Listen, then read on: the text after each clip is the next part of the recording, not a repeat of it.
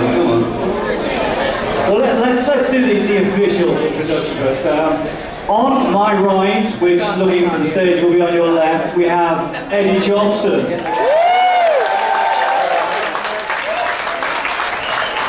And to my immediate right, a gentleman I've worked with quite a few times and interviewed, and he's still okay with talking to me, John Wetton.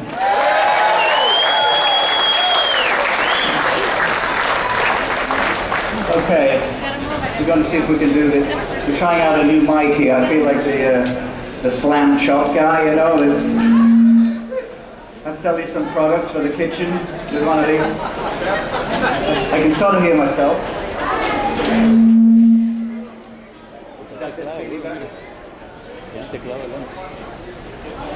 Take it up so I can hold it. Okay. As you all know, we've been in the business for more than 40 years, so we have lots and lots of stories. This is the storytelling segment. We have lots and lots of stories. Unfortunately, we're so old we don't remember any of them. So, it's all right, I remember them. I promise you. So we need little promptings, some questions, whatever. We thought we would just, we don't quite know what we're going to talk about and don't particularly have anything prepared. So we thought we'd leave it up to you to, make some inquiries, and maybe it'll spark some ancient memories of what actually happened back in the 1970s and answer the questions. So go ahead. Okay, guys.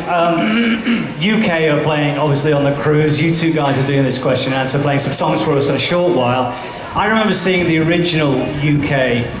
How, first of all, did that band come together? Obviously, John had been in King Crimson. With Bill Bruford, yeah. Yeah, I worked with Bill Bruford. I remember Eddie from Curved Air and Roxy music, of course. So what was the spark that made you form UK? It all started with Roxy music sound checks, didn't it? Yeah. We used to fiddle about that sound Can I checks get more of John in the... There was a spark between us, and we realised we were going in the same direction. So... Well, what happened... Let me come over here. Yeah. What happened from my side was that after Roxy, I went to Los Angeles to play with Frank Zappa. Hey. And my keyboard roadie with the Zappa band came up to me one day and said, "Why are you doing this?" And I said, well, because it's Frank Zappa, come on. Every musician, kind of wants to play with Frank Zappa. It's a fantastic band, amazing musicians. It's like, why wouldn't I want to do this? And he said, because you're Eddie Jobson. And I didn't quite know what that meant, but to him, it was that I'd played in Curved Air. I'd played on the King Crimson album. I'd been in Roxy, I'd been around, I'd played with it. Tons of people, in England, and he saw me as this original progressive rock keyboard player, and didn't understand why I would be playing Fender Rhodes kind of jazz chords and B3, very American blues-based kind of stuff, and the Zappa stuff, and he just didn't quite get that because he saw me as this other person. So he put the seed in my mind that, oh yeah, I guess he's right, that I'm this sort of British progressive guy, and even though I can do the Zappa stuff and I can do this and I can play country fiddle, and I shouldn't be doing that. I should just be kind of doing the stuff I started out doing with Curved Air back when I was 17. So that's where I was coming from. When we got to London, I persuaded Frank to play in London because he never wanted to play back in London because he'd had some very bad experiences there, and somebody actually pushed him off the stage in London, and he was crippled. He'd really injured his back. He was in a wheelchair for 9 months. So he didn't want to go back to London, but I persuaded him, because I was British, would he play in London? So he said, okay, I'll come and we'll play in London. So we did the gig in London with Frank, and I went back to the hotel after the gig, and I had a couple of visitors, John Wetton and Bill Bruford. So we'll pick up from that in a second. But maybe John wants to say what he was doing before that led up to that meeting in the hotel room after the Frank Zappa concert in London between Bill and John and myself. Yeah, You were in Australia, right? Bill and I had played in King Crimson during the Lock Songs and Aspic and Silas and Bible Black period, and we just finished recording Red. In fact, Eddie had done some guest spots on Red, and we were looking to take Crimson on the road again. Robert Fripp didn't want to do it, but we were kind of poised at that point where we were moving out of being a cult band into mainstream, really, taking really kind of strange music into mainstream America. And Robert didn't want to do it, so we decided, after Bill went off and played with Genesis, I played with Roxy Music for a while, and I got the same thing from a guy called John Kirkman, who was an A&R guy. Came up to me after a Roxy Music gig at Santa Monica Civic. He said, "Why are you doing this?" And I said, "Well, it's Roxy Music. They're kind of popular." He said, "No. It's a great band. It's a great band, but he said, well, no, you should be doing something else. And, you got this great heritage, and why aren't you doing?" So I wrote to Bill, actually, from Australia, Bill Bruford, and I said, every time I play a gig, somebody comes up to me afterwards and said, why are you doing this? And why aren't you doing something more like King Crimson? So we pulled our resources when I came back from that, and that led up to coming to see you in the hotel room. Is this in the PA? Yes. Now the Wakeman thing had come slightly before that, right? Yeah, nothing happened from that. That got trodden in by a manager. We rehearsed for 6 weeks, Bill Bruford, myself, and Rick Wakeman, and it was really good. You know, it's good, but the management decided that wasn't for them, and they pulled Rick out of it. So that just died a natural death, but made us more determined to do something. And I just found out about 25 minutes ago that 30 years, the UK song 30 Years, came from those Rick Wakeman sessions. Yeah. The song John had written for that. And also a song that Bill brought out of it was called Beelzebub, which I think was on one of his solo albums. The Bruford album, yeah. So how quickly did the first album come together then, guys? John, you can tell me that maybe, or maybe Eddie. No, before we've even got there, because we're not quite there yet, we're still in the hotel room. I'll get room service then. No, so we'd all kind of, at least John and I had independently come to the idea that we should do something as a somewhat extension of the Red period King Crimson, and they seemed interested in having me as the fourth member. I'd overdubbed violin parts and some fuzz. It says piano, but it was fuzz Hona pianette, which sounds like a distorted bass, right across the USA album. So I had that kind of slight King Crimson association. And what they approached me with in the hotel room, remember having already got this in my mind about from the roadie that, you know, you should like be this British progressive guy again. So the idea was that Robert Fripp and John and Bill Bruford and I would form another group, except Robert didn't want to call it King Crimson. And I've still never been quite sure why, but he wanted to call it the League of Gentlemen. Yeah. So I was a little disappointed because I thought, you know, King Crimson had a better ring to it. And so I essentially said, okay, that's fine. That sounds like a great plan. So I went back to Los Angeles. Until we could do something.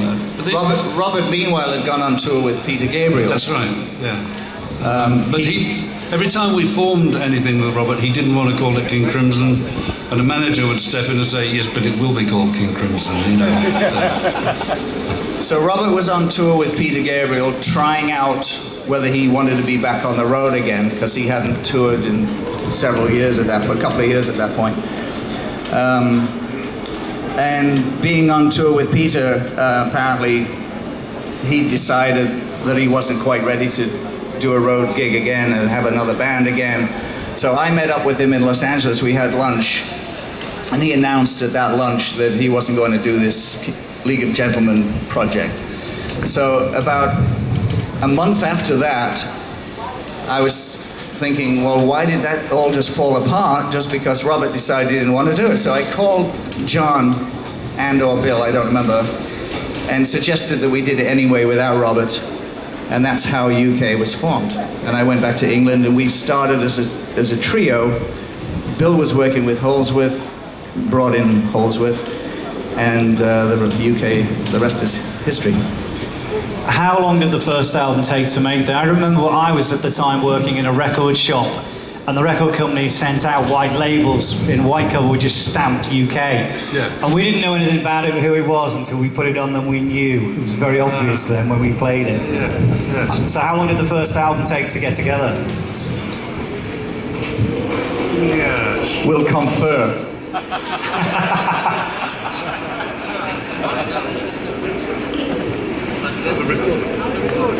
Oh, you don't know. Yeah. Writing. 20 years we've been saying. No, actually, in terms of what the album was, I was just talking to John about it in the room. Some of the songs, I know from my side, little ideas. I just came across a piece of paper last week. It was in this old music case.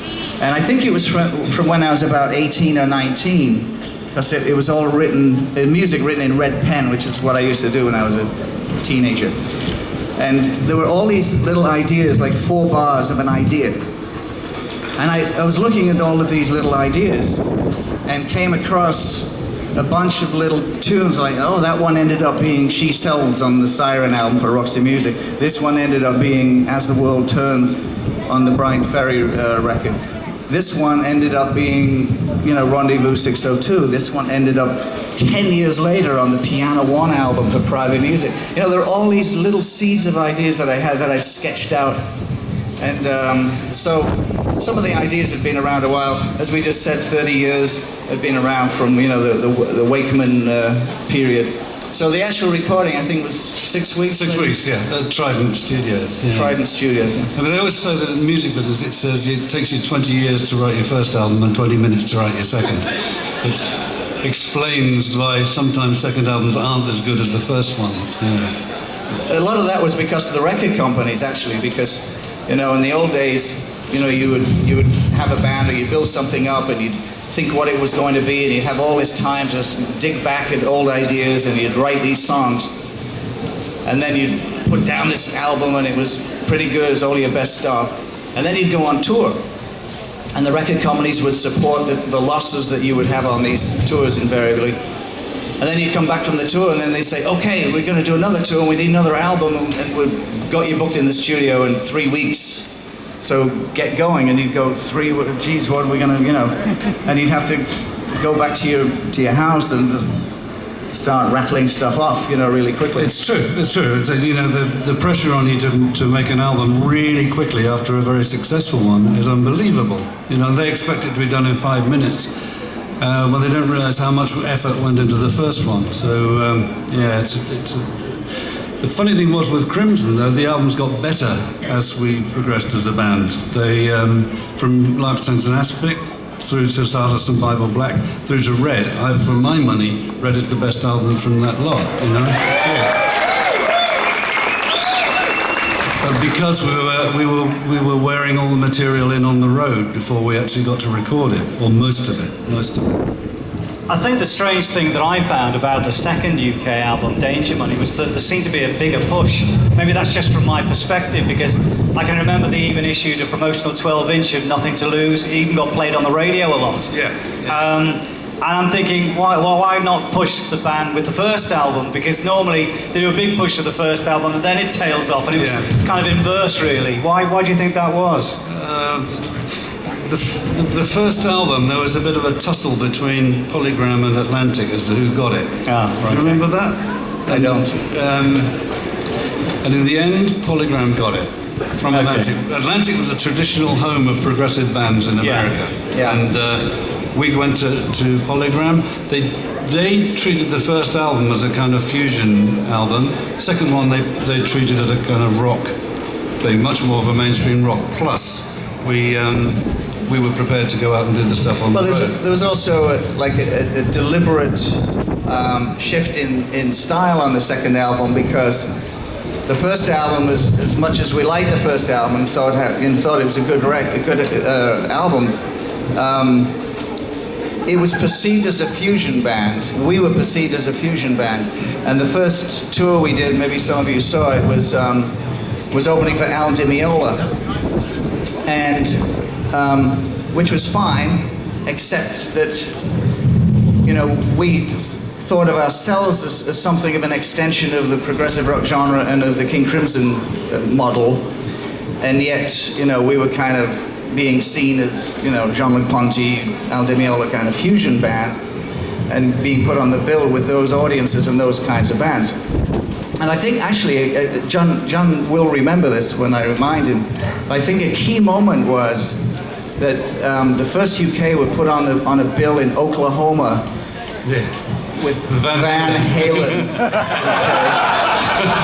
It's a good match. Yeah.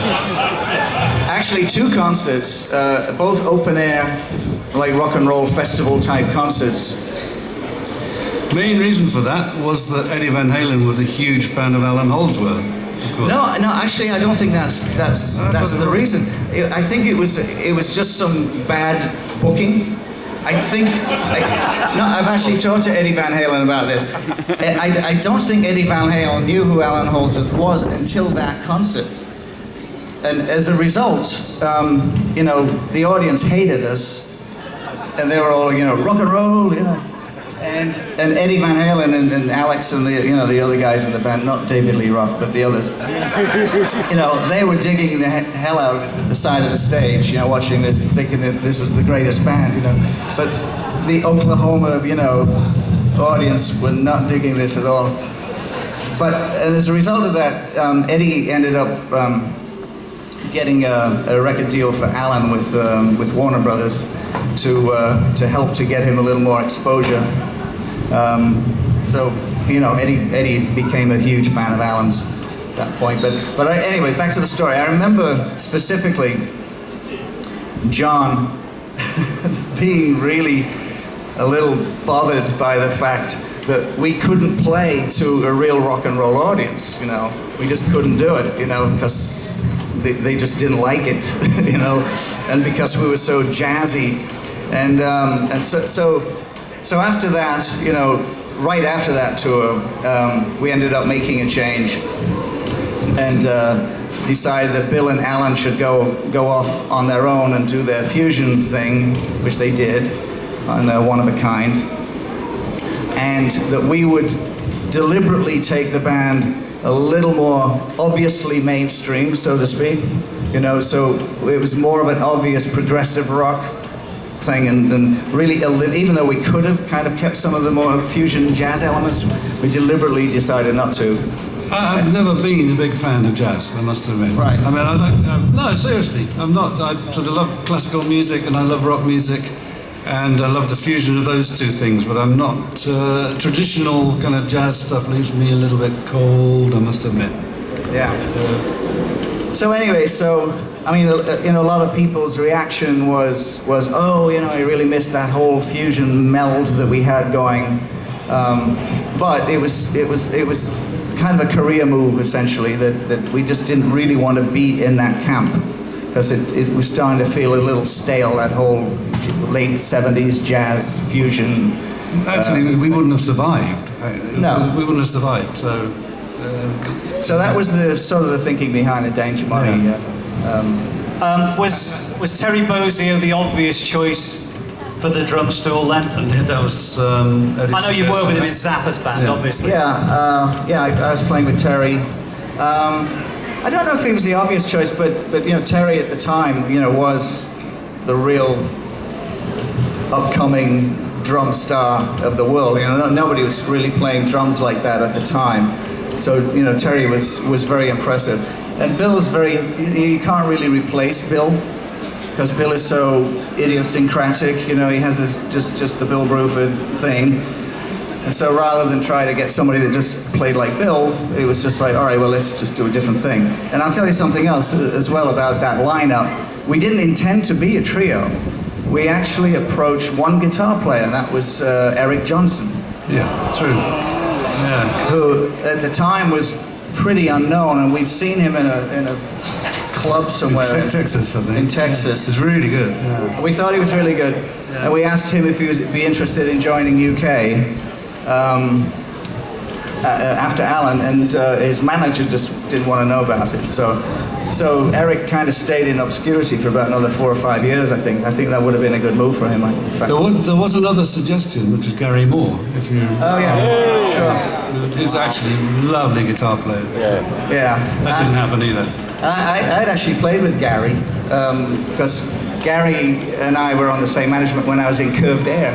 So Gary used to open for Curved Air back in the day, in like '72, and so we used to jam and stuff in the afternoons when I was a wee boy. I think I was 8 at the time, 9. So anyway, that obviously didn't work out, and we just decided that the CS80 was big enough for anybody, so we could make enough noise as 3 people. What inspired the reunion? What inspired the reunion? Okay, what inspired the reunion, I think, guys? John, do you want to... We started talking again. Simple as that. It's well, about 25 years of not talking to each other. Yeah, sure. Yeah. We made up.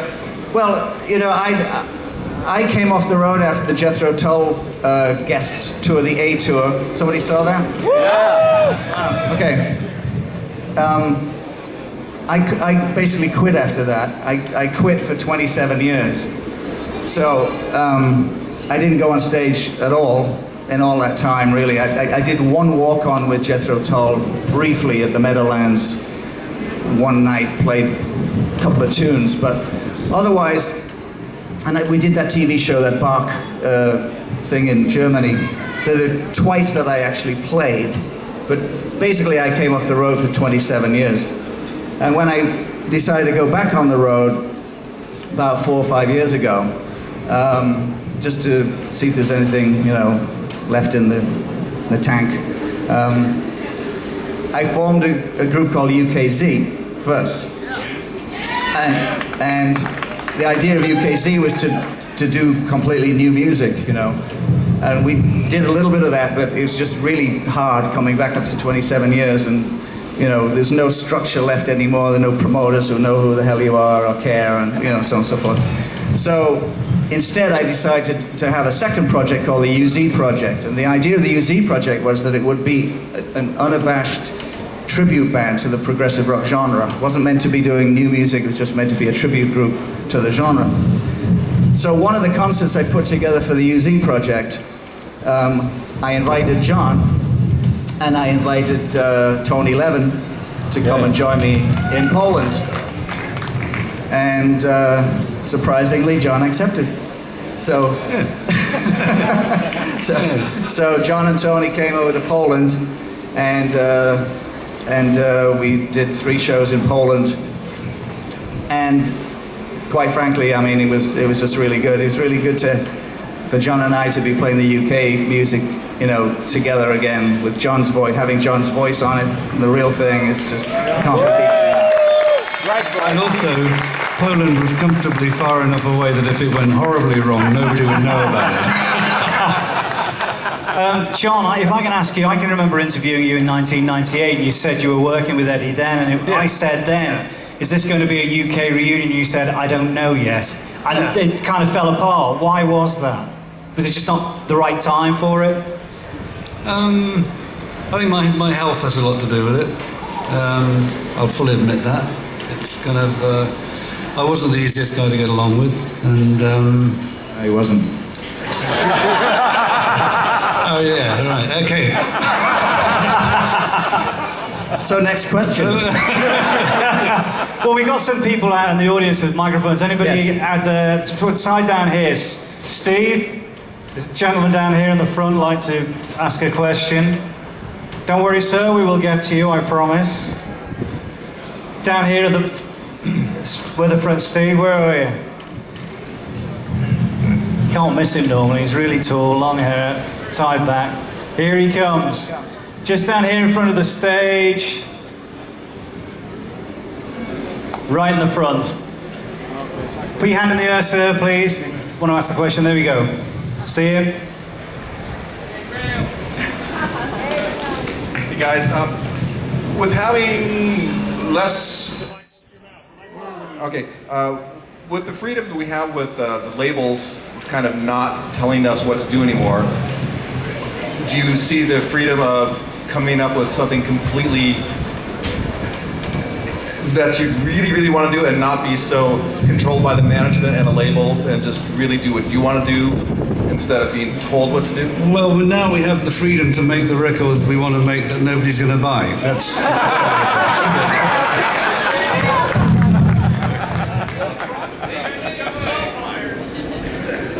Well, I mean, as I said, I've been trying to do it with UKZ and see where that would go. A lot of the problem with the demise of the record company, the industry as we knew it, I mean, it had lots of faults, many, and I was glad to get out of it, frankly, and I'm really glad not to be dealing with it now at all and to do everything myself with my own record label and all the rest of it. On the other hand, there was a structure in place. You know, the record companies knew how to get the records in the shops, they knew how to get things on the radio, they knew how to, the promoters knew how to set up tours, we had managers, we had agents, we had PR people. There was an entire structure in place. I mean, it's hard to believe that we had those luxuries now, I mean, when I think about it, I think about UK, our management company, EG, would say, okay guys, you want to make the second album, Danger Money album. All right, we've got George Martin's studios already booked out. It's booked, ready, waiting for you. Just like write the songs. We've got the rehearsal rooms already booked. The roadies have already set up all the gear there. Just go in, write some songs, do whatever you want to do. Go into George Martin's Air Studios in London with Jeff Emerick, who's the Beatles engineer, right? He'll be there recording you. And we didn't have to do anything other than just think of music to play.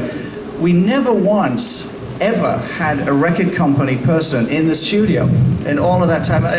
None of the records I've ever made do I ever remember having a record company person in the studio. Even then, we had such freedom just to, you just go and do what you do, and then we'll sell it. And that's kind of how it was in the 70s. That's why all the bands could make so much music that they wanted to make, and why every band was different. The Moody Blues had a mellotron, but they didn't sound like King Crimson. Everybody, the whole idea was to be different. And they let you do that. Obviously that all changed around 1980, where it started to become much more formularized and the record companies started to control what they wanted.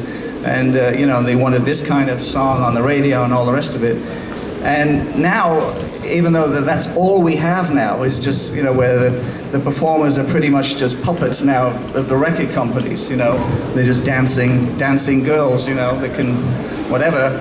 They have the songs written for them, everything's produced for them. They just sort of plug them in. Well, we want you to do this, and then do that again, do that again, do that again, and it's also formularized. So there's no place for people like us, really, anymore in that industry. And which in some ways is a good thing, gives us more freedom. But on the other hand, there's no structure left anymore. So now I find myself, for instance, being the agent, booking the concerts, designing the artwork, just managing things, doing the accounting. I end up doing 15 jobs now. Because it does, and even just trying to get a gig in Portland, Oregon, or somewhere, it's kind of a bit of an effort, because the promoter doesn't know who we are. Okay, it's like I don't know who that is. I don't know if you've got an audience because you haven't played in 33 years. So What's wrong with that? You know, but you know, they don't see it as a viable business proposition to even put on a UK concert. So I often end up even promoting the concerts myself. I rent the theatres and just put on the concerts. So that's the problem, is that that structure that we relied on in the 70s is just gone, and now you just got to do it all yourself. And it's tough. It's tough. Because the sales are dwindling, concerts are dwindling, people aren't buying CDs anymore, you know, illegal downloading, all the rest of it. So it's tougher now. It's definitely tougher. Okay, if we can maybe have one more question from the terrace and then we have a song. Is that okay with you guys? Yeah? Okay. Okay, anybody got a question up there on the terrace? We've got Ernie up there with a microphone. Put your hand in the air if you want to ask John and Eddie a question. Oh, well, yeah, okay, there's a gentleman over here it'll be my left, your right probably, Ernie. Over here. When's the new album coming out, guys? Come on, new one. Yeah, right. How about the legacy material? Can you just put your hand in the air if you want to answer the question? Ernie, can you see this guy? He's got his hand in the air, right down here on the left. 1, 2. 1, 2. Hello. There we go. I'm a keyboard player. I caught you guys at the Commodore Ballroom, Vancouver, BC, 1977, the original lineup.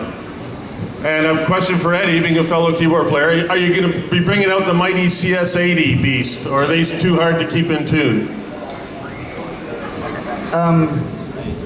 What are you using nowadays, basically? Well, you know, I mean, it's for me at least, it's impossible anymore to be able to tour with the kind of old analog synths or the Hammond organs that we used to go out with. I mean, we had like a semi truck full of, you know, cases just for the keyboards, and shipping that stuff over to Japan, you know, I think it took up like a third of a jumbo jet or something. I mean, it's ridiculous. There's no way you could possibly you know, make it economically viable anymore to be shipping that kind of equipment around anymore, you know, 300-pound Hammond or even 350-pound CS80. So I decided, like 4 years ago, when I decided that I would try doing this again, that there had to be a new way, and we had the technology to do it. So I worked with a company in Texas called Infinite Response that make these keyboards called the VAX 77, and I helped to develop them. And what's interesting, I mean, the keyboards is actually, you know, great feeling keyboards, just a MIDI keyboard. But what's really cool about it is that it folds in half right here. The whole thing just folds in half and goes into a little case that weighs 50 pounds. In theory, can go in the overhead bin in an airplane, you know. So I've reduced my entire rig down to 2 VAXs and 2 laptops. Wow. Everything. So all the Hammond sounds, all of the CS80 sounds, all of the pianos, mini Moogs, you name it, everything has been recreated in software, and so. Fantastic. One more question. Yes. I'm sure people are wondering in the back of their minds, we got all the members of the original Age on board. How about a benefit concert tomorrow afternoon for some tragedies that have happened to the bands on board?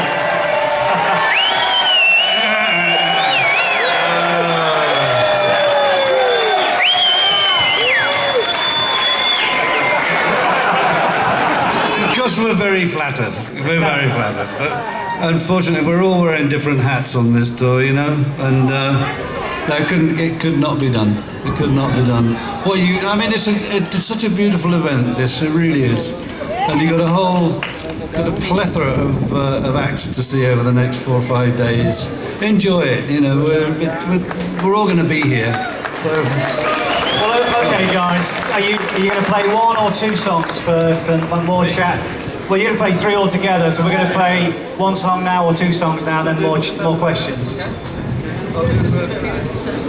Okay, if you're a King Crimson fan, you're going to love this song, and you will definitely remember it. We'll be back with some more questions soon. It's from the Larks, Tongues and Aspic album, and it's called Book of Saturday.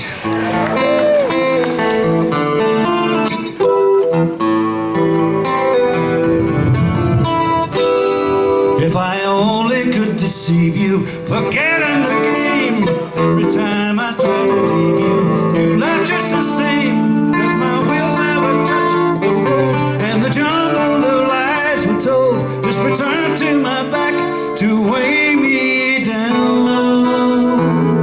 We lay cards upon the table, the backs of our hands, and I swear I like your people, the boys in the band.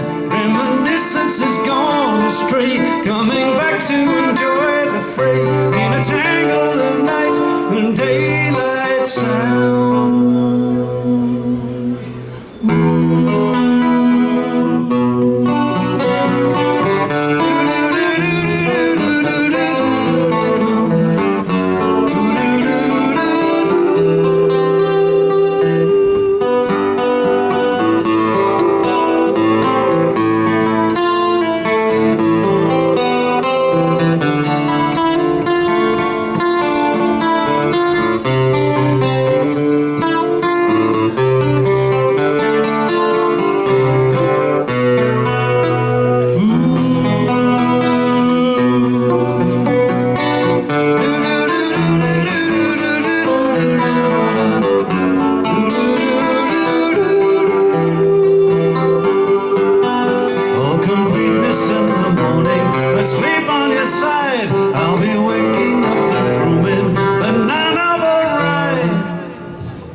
Respond like a limousine, brought a light on a sign and screen to the shuddering breath of yesterday.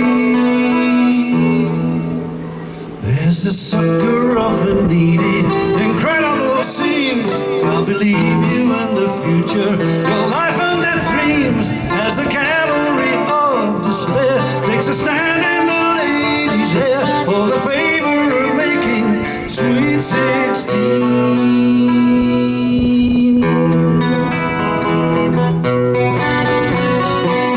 You make my life a times and book the blues and Saturdays, and I have to choose.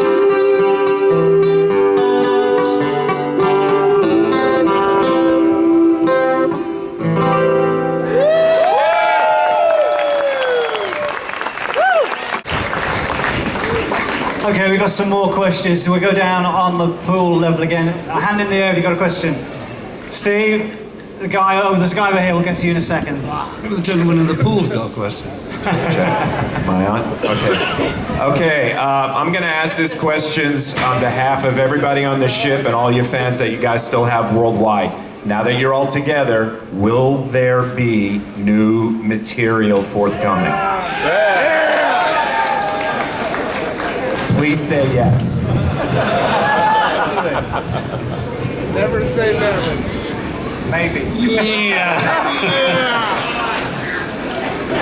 You know, I've asked John things before. I remember I had lunch with John, gosh, in Los Angeles years ago. I forget, it must have been 20 years ago. It was. And I said to John about maybe getting together again at some point and doing something else with UK. And John's answer then was, never say never. And it never happened for a long, long time, but he said, never say never. So I guess we'll just answer the question the same way. We actually didn't think this was possible. Right. So, you know. Can I ask you guys, is this the strangest gig you've ever played? Yes. We always feared that our careers would end up playing cruise ships.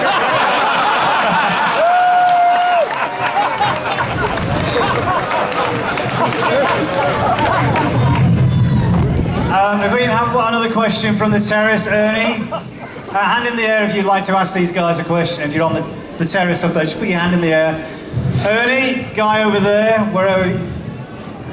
Keep going, over here on the left. Here, he's just coming to you now, sir. Why is it so difficult to get along in bands? What is it about being in a band that makes it so difficult to get along? It's like being married to 3 people. Go figure that one. Well, one of the things with the first UK, I mean, you know, when we formed, everybody called it a super group because we'd all been in previously, you know, fairly big bands, and everyone then predicted that the first UK wouldn't last very long, and they were right.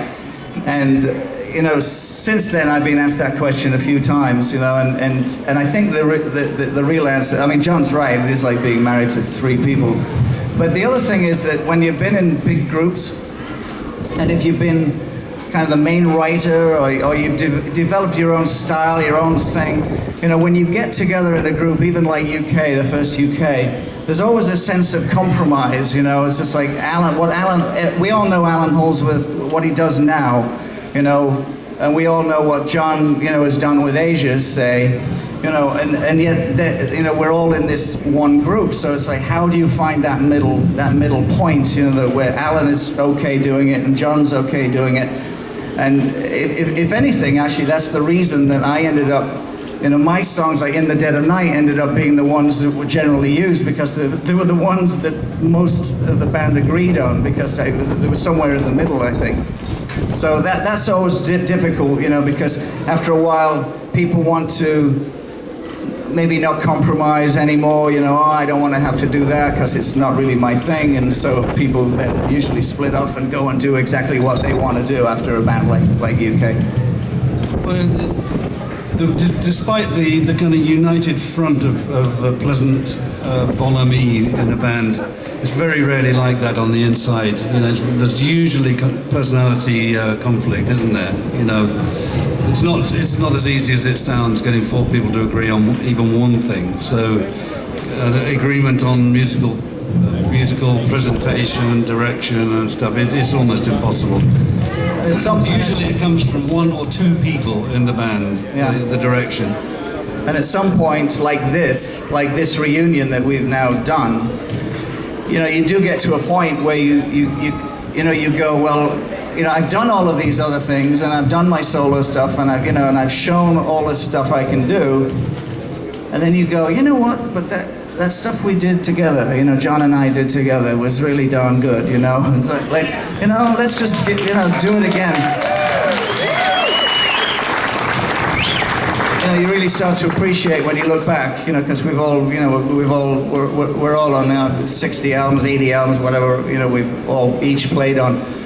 And you look back and go, you know, that really worked. There was a chemistry there that, you know, that we should, at least if nothing else, at least just bring back to the fans who never got a chance to see it in the first place. For a short while.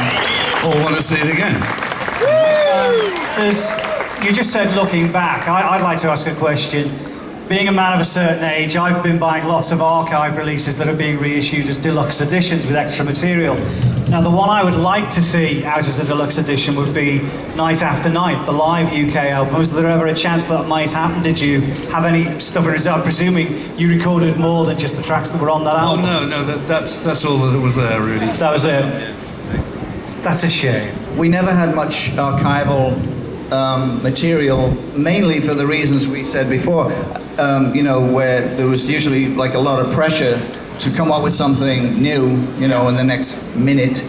And in fact, Night After Night was a good example of that, because we only had the first UK album, Danger Money, and we were going to go to Japan, and the Japanese record company had decided, well, if you're going to come to Japan, you should record this album, the live album, so we can keep the Japanese public interested until the next time you come. So we found out about this live recording that we were apparently doing about 2 weeks before we went to Japan. And my reaction was, you know, I mean, you know, we've just done Danger Money, we don't have any more material. Now we're gonna like put it out in another album straight away that early. So we rushed into a hotel room in Los Angeles. And we had, I think we had at that point maybe a few days, you know, 5-6 days to come up with some new material.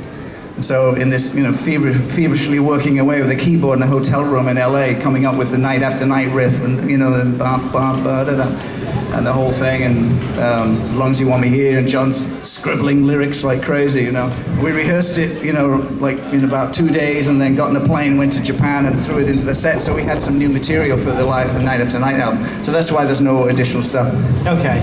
Well, just a quick reminder, I'm sure everybody here knows, UK are playing in the main theatre on Thursday evening. I presume all you guys are going to be there, yeah?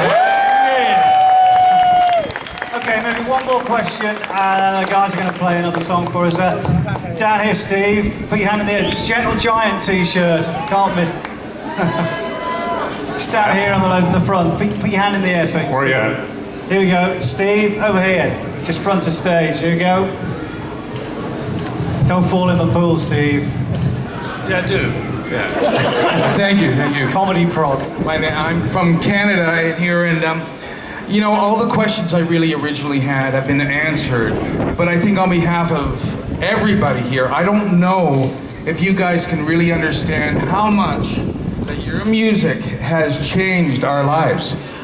It really has, and how humbled everybody is to have you guys on board with us. It's really super cool that you're just here saying hello to all of us. You've changed all our lives. All of us. It's changed us. Thank you, MSC, and thank you. Thank you very, very much from Canada and MSC. I don't have any questions. Just thank you very, very much.